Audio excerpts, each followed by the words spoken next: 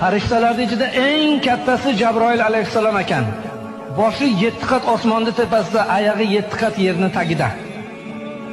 O'shanda zot 300 ta qanoti bor ekan. Qanotini yozsa yer yuziga qopqa qo'yib qolar ekan.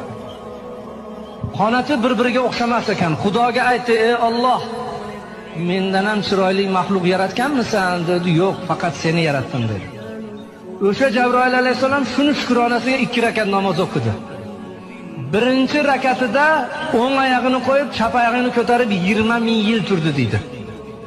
Ikkinchi rakatida chap oyog'ini qo'yib 20 ming yil, 40 ming yilda bitta oyog'ida 2 rakat namoz o'qidi. 40 ming yil ketdi.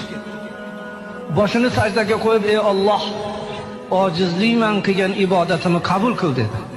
Xudo aytdi: "Ey Jabroil, rost ibodat qilding, seni ibodatingni qabul qildim. Sendan keyin hech kim bunaqa ibodat qila olmaydi. Magaram oxirgi zamonda Habibim Muhammad alayhisalomning ummatlari keladi. Ular qancha tashvish bilan, o'ylar bilan, quloq qoqib qo'yib pulini sanash bilan, tahoratida shikastalik bilan ozgina daqiqada 5-10 daqiqada 2 rakat namoz bomdodda o'qiydi.